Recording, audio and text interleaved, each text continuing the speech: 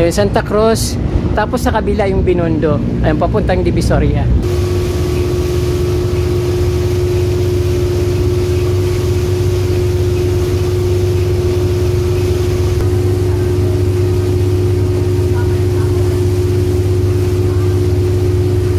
Hindi 2 minutes. Hindi ito yung redirect ko. Pinapunta ko kanina eh.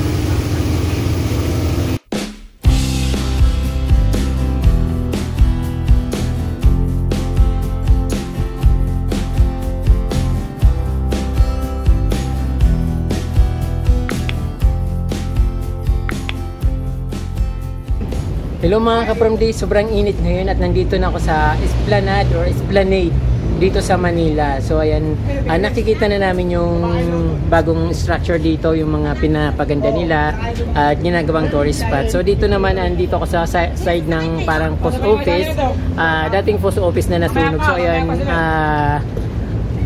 sobrang init dito. Siyempre maraming mangilan-ngilan na lang yung namamasyal kasi nga tanghaling tapat. So umalis kami ng bahay mga 10 o'clock din, ayun, alas sa quarter to 12 na, at galing na kami doon sa forest ng Arroceros Forest. So ayan, ipapasyal ko kayo dito sa Esplanade ng Manila.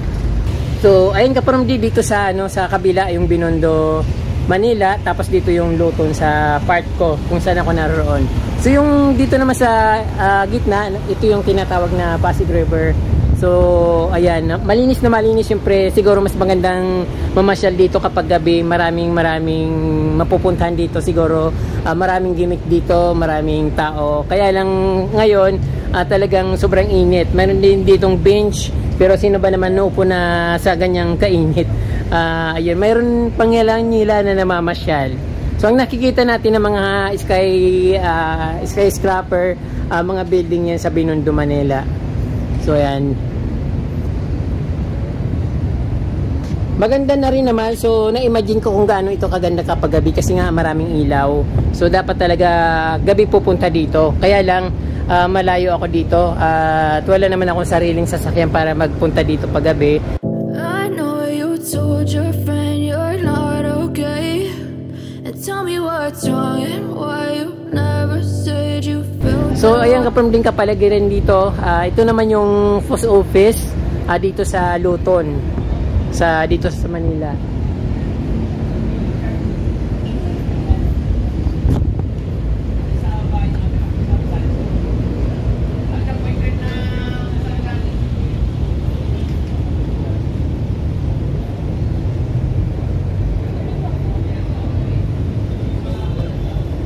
So ayan, malinis ka-From-D, malinis na malinis. Pero wala siyang mga yung garden na pupuntahan natin, kumbaga sisilungan ng garden kasi nga nasa ilog to, nasa gilid ng ilog.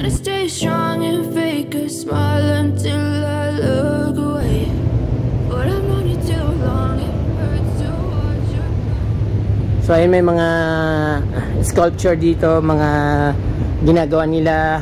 Siguro sa gabi meron ditong fountain, mahabang fountain, tapos may mga pailaw. So ayan, yung mga para mga naka-Pilipinyana. Ayan, maganda naman siyang mga design. Kaya lang siguro talagang dapat paggabi yung dito.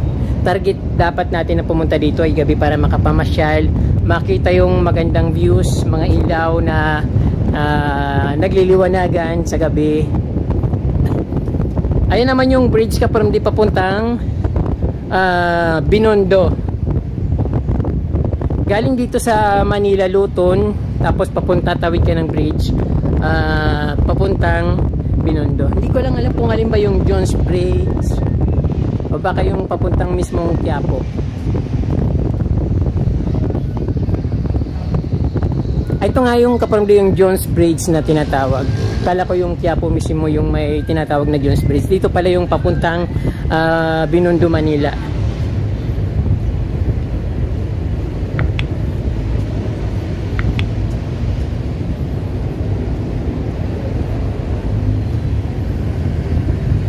Sasakay daw kami doon sa ferry papuntang Guadalupe.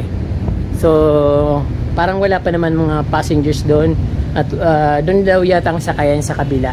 So ayun, mayroon ferry boat doon. So tatawid kami ng Jones Bridge, Tapos sasakay kami ng ferry papuntang Guadalupe, Mandaluyong or Makati.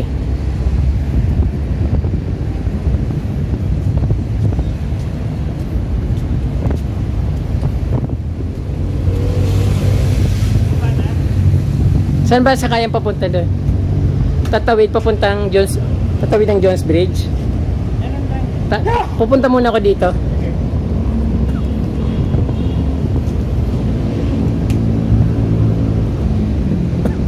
So yung Kapramdi, yung Ilog Pasig, malinis siya.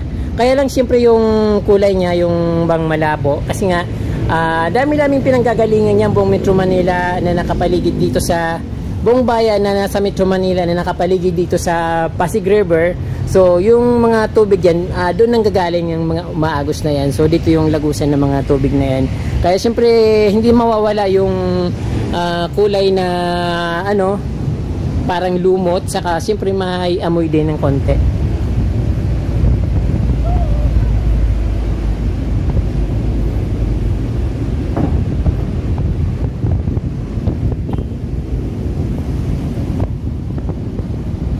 So ito yung sa ilalim ng Jones Bridge, meron mga plants dito, mga ferns. Pupuntahan ko pa yung nandun, hindi ko lang alam kung ano pang makikita doon sa kabilang bridge.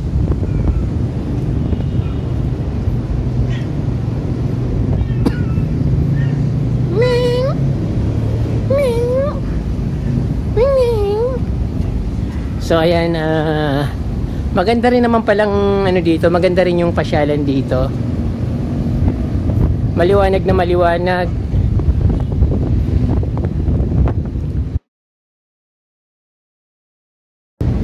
Yung ano, yung mataas na building na yon, yung parang may kulay orange, diyan yung Quiapo. Tapos dito yung Santa Cruz. Ayun, Santa Cruz. Tapos sa kabila yung Binondo. Ayun, papuntang Divisoria. Diyan sa may tulay na yung papunta mismo ng Binondo. Pero dito Kapramdi, maganda rin naman dito. Pero parang hindi pa yata pwedeng akitan dun sa taas kasi mayroon nakalagay na lubid or tali. Titingnan natin dito sa ilalim, sa baba.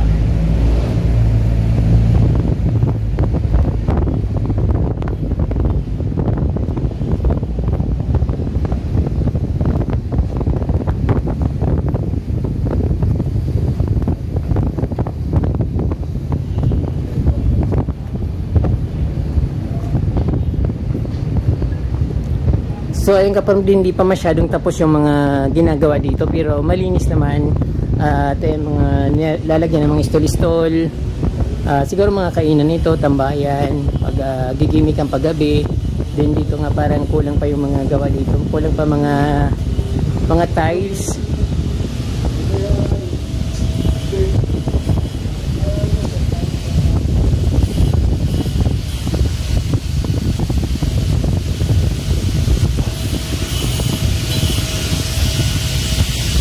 Ongoing pa yung paggawa dito Kapramdi, kulang pa yung mga ginagawa nilang mga stalls. Siguro gagawin itong mga restaurants, pero dito sa iba okay na. Dito naman sa part na to parang okay na, parang kunting-kunti na lang, tapos na.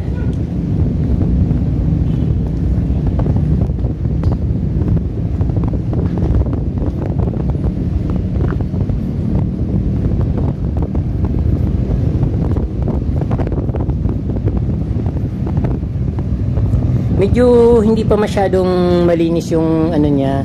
Kailangan bombahin pa yung tiles kasi marami siya mga buha-buhangin. Dahil siguro hindi pa nga tapos yung mga stalls dito. So kailangan talagang matapos ito para ma-finish, para mas magandang tingnan. Siyempre, ang ilalagay dito siguro mga shop, restaurant, mga ihaw-ihaw, something mga ganon. Tapos ito nga Kapramdi, ayan mga nagtataas ang building sa Binondo, Manila. China, ayan, project. Hindi ko masyadong mabasa yung Kapramdi, basta Binondo, Intramuros,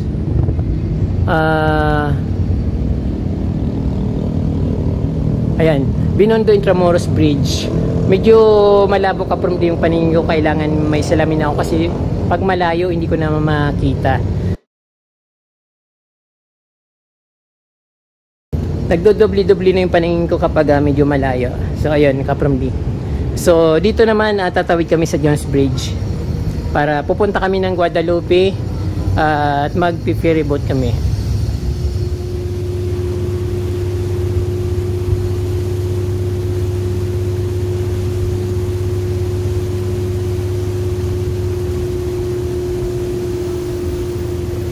Ayan mga Kapramdi, dito tayo magsisimula ng cruise papuntang Guadalupe, Mandaluyong. So ito nga pala Kapramdi yung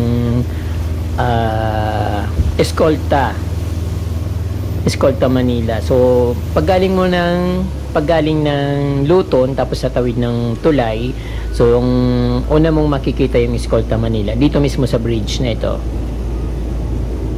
So ayan, nakikita natin ang MRT station or LRT station katabi ng Fiat University dito sa Quiapo. So ayan, Quiapo na yan Kapramdi yung lugar na yan, Fiat University, Fiat Gym. Ayan, nakikita natin yung dalawang or tatlong building ng school.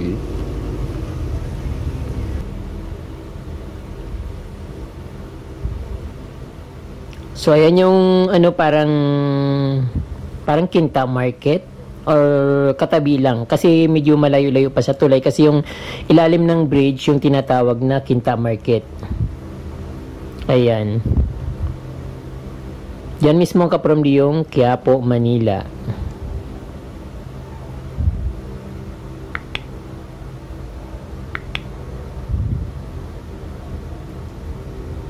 So yun, nakikita natin yung tulay connecting Manila City Hall in Quiapo. So, yan ang Manuel L. Quezon Bridge. So, pag pumunta ka ng Lunita, siyempre dadaan ka dyan dahil dadaan ng Quiapo. So, yan. Mayroon station dito ng boat o ferry boat. Kaya yan, tumigil kami. So, diretso na naman yung biyahe namin. Pero, pansamantala, tumigil kami kasi may inaantay na pasahero. So, ayan.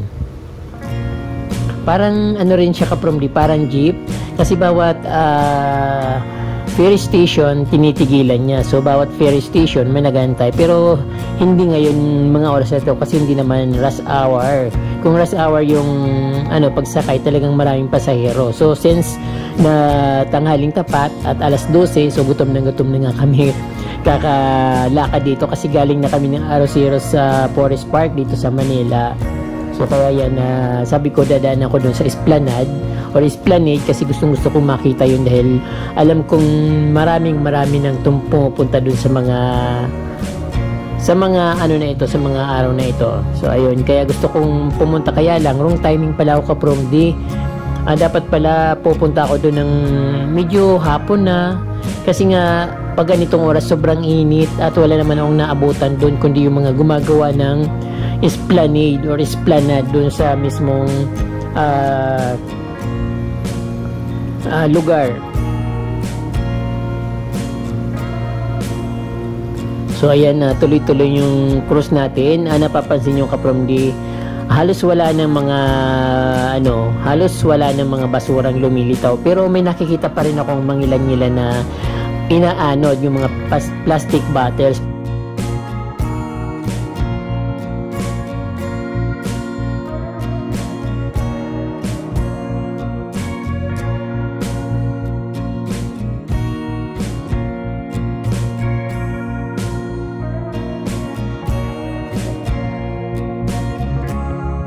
Palagi naman yung kinikling Kapramdi. So ayan, nakikita natin yung mga plastic bottle pa rin. But mahalaga, nalinis na.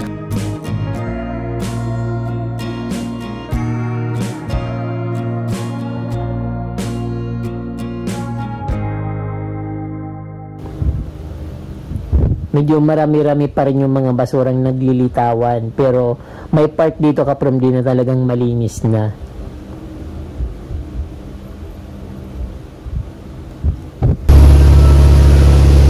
Mas malinis na ngayon compare dati kasi dati talagang punong-puno ng basura. Kung makikita mo na talagang sunod-sunod yung pagdaan ng mga plastic bottles, pero ngayon ayan pa isa-isa na lang. Pag naipon yan dun sa bandang dulo, marami pa rin yan.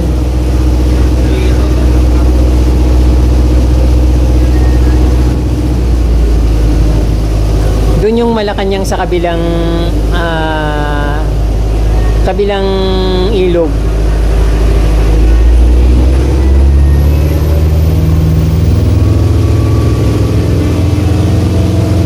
Ayala Bridge.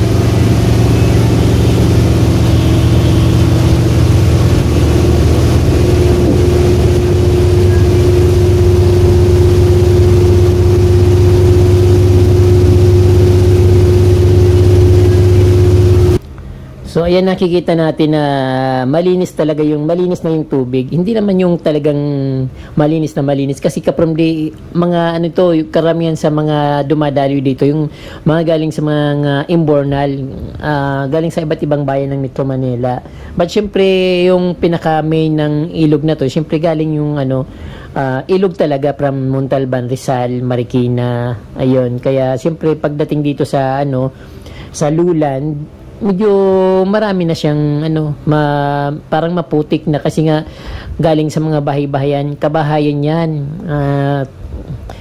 Alam niyo naman kung gaano karami yung bahay dito sa Metro Manila. Alam niyo naman kung gaano ka-congestive yung mga kabahayan dito, mga buildings, lalo sa mga condominium, isang building lang pero daan-daan tawang nakatira. So imagine kung saan pupunta yung mga tubig na yun. But dapat siguro mayroon silang sanitary, ayun dapat required ng government, lalo ng DNR, na dapat bawat building, mga condominium, dapat meron silang sanitary kasi yung deposit nila saan naman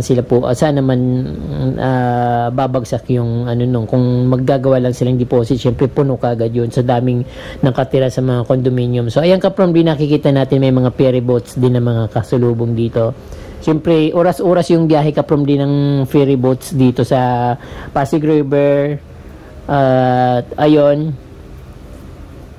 back and forth, going to south, going to north. So advantage yung pagpipiri kapag rush hour. Siguro dapat yung mga something na may mga katulad ng buntis, yung mga senior, dapat dito dumadaan yung halimbawa mga taga Pasig pupunta ng Manila, yung taga Manila pupunta ng Pasig. So ayan, dapat dito sila mag-ferry or mag-boat para mas madaling makarating at syempre hindi sila masyadong mahirapan. Hindi ko lang alam kasi kaprombi kung pag rush hour ay maraming tao dito sa sa lugar na ito. But karamihan naman siguro ng mga taga Metro Manila ay alam itong ferry boat na ito.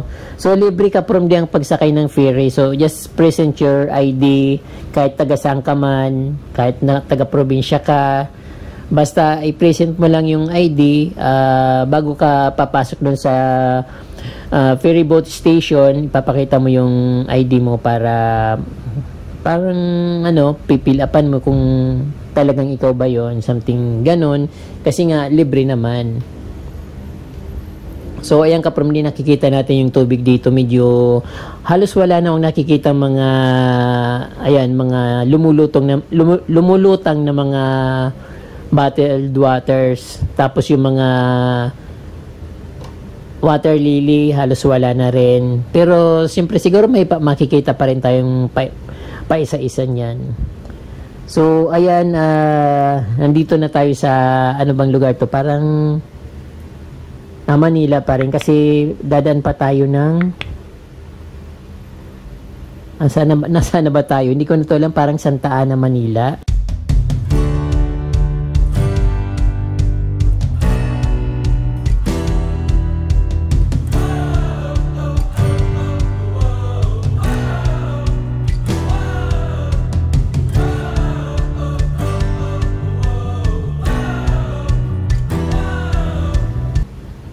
So ayan, expressway, tapos tulay ng train.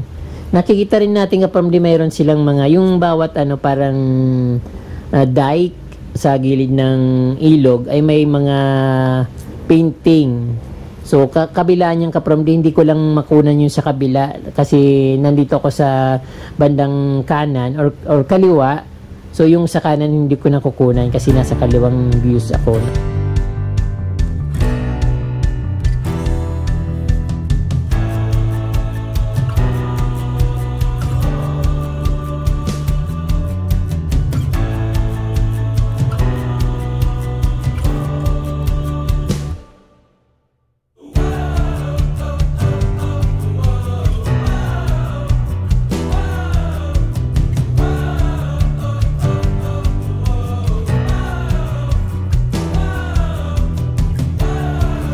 So, ang mahalaga kapron din, nakikita natin na malaking improvement sa Ilog Pasig.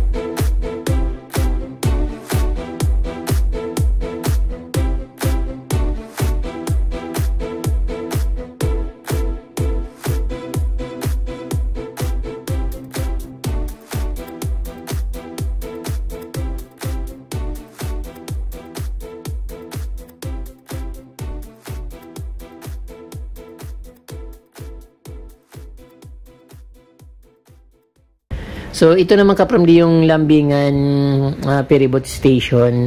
Parang nasa, ano to kapramdi, Santa Ana, Manila. So, papalapit na tayo sa Makati. But, alam ko, walang, ferryboat station sa Rockwell. Kaya diretso na kami ng Australia or ng Guadalupe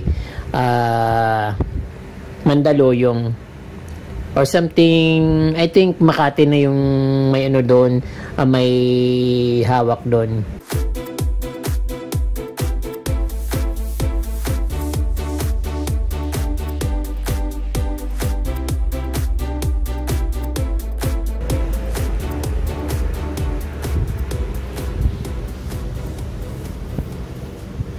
So ay nakikita nyo kapromdi, ang ganda-ganda ng gilid ng ano dito ng ilog.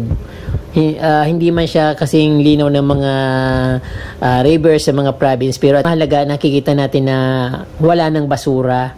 So nung first time nung una kong dating dito sa Esplanade, parang may naamoy akong something na malangsa kasi nga siyempre ilog yun, at yung alam naman natin kung ano yung amoy ng ilog na kapag ganun. But nung nasa ferry boat na kami kapromdi, parang wala na akong naamoy na langsa, wala akong naamoy na baho sa ilog. Parang siguro na immune ako sa amoy kaya wala akong nararamdaman.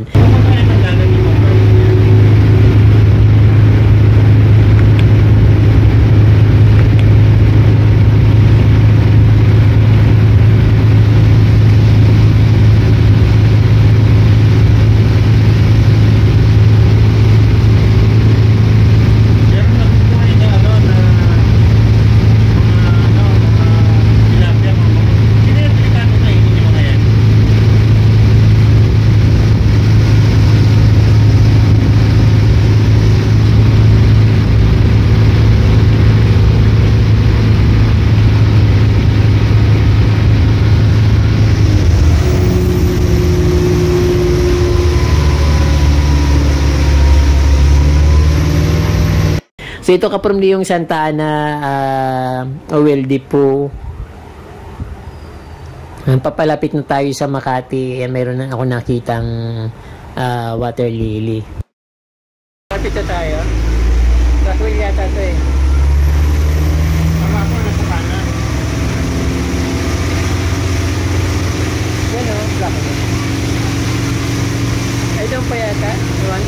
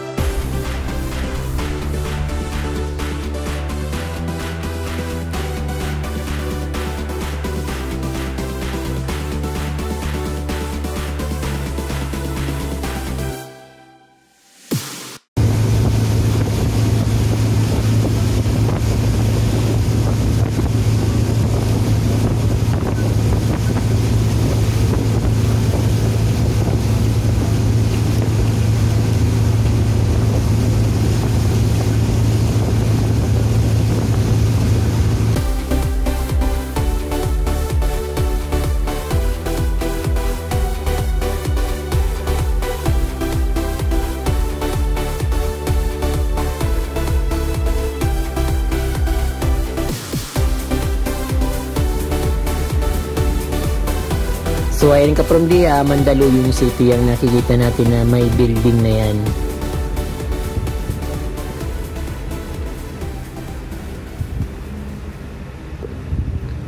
Medyo malayo-layo pa rin sa sa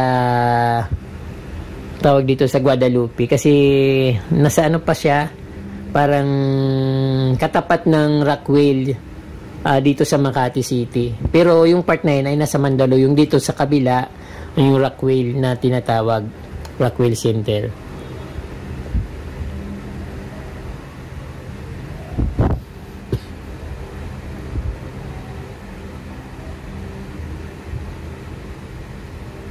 So ayan, tuloy-tuloy yung biyahe. Mabilis naman yung biyahe kapromdi.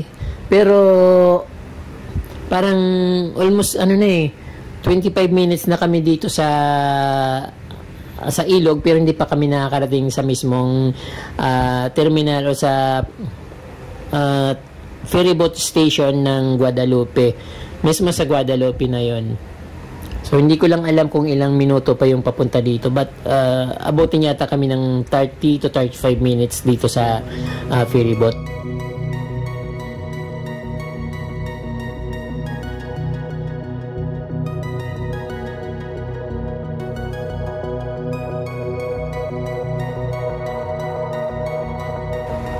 Ayan, kitang-kita naman kaprom din na malinis na talaga yung ilog, lalo nung nakaraan na kami ng Malacanang. After Malacanang, nakita namin na talagang halos wala ng mga basurang inaanod ng tubig. So yung malapit lang doon sa bandang yung Quiapo, Santa Cruz, so may mga nakikita pa akong garbage doon, pero dito sa bandang to wala na, talagang malinis. Sana ma-maintain at tuloy-tuloy na ito para, ayun, may nakita akong ulit ng water lily. Pero water lily naman, hindi naman siya bottled water na talagang mainis ka kapag yung nakikita mong basura.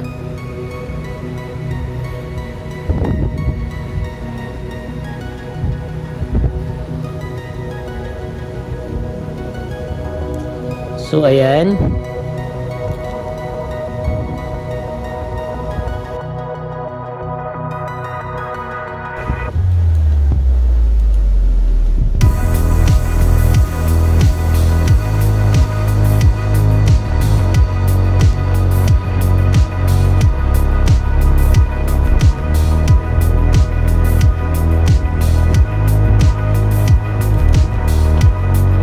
Parang Australia Pantaleon Bridge, hindi ko masyadong nakita yung pangalan, pero alam ko from dito yung Rockway.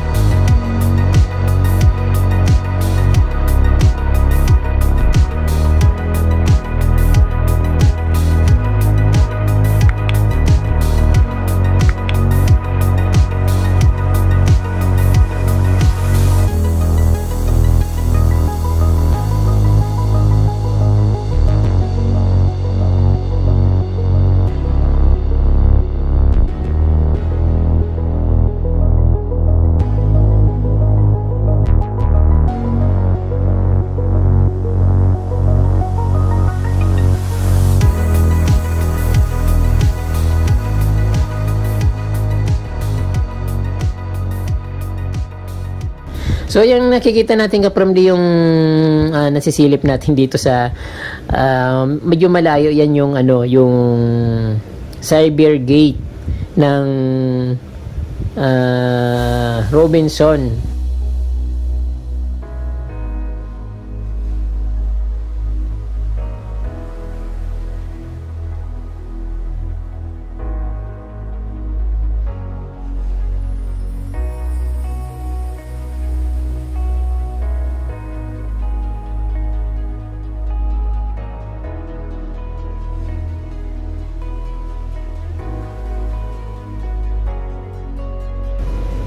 So ayun, nalalapit na tayo kaprom di sa ferryboat station ng Guadalupe. So siyempre ang makikita natin nga yung mga dito sa yung kaprom di Boni Avenue, yung maraming building na yan.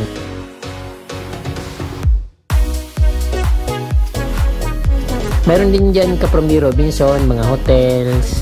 Ayan, halo-halo na sila dyan papuntang crossing, EDSA crossing. But yung na yan, hilira, nasa EDSA across Boni Avenue.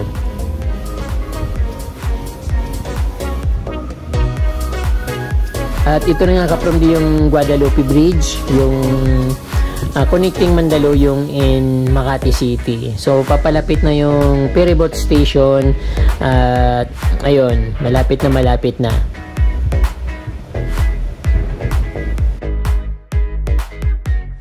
Makikita natin dito yung naglalaki ang mga billboards ng isang garment brand or apparel brand. Siyempre nakita natin si Marian Rivera. So ayan, ang daming mga malalaking billboards dito. So ayan kaprom din, nandito na tayo sa Guadalupe Station or ferryboat station ng Guadalupe. So bababa na tayo at hanggang sa muli, dito na lang Kapromdi.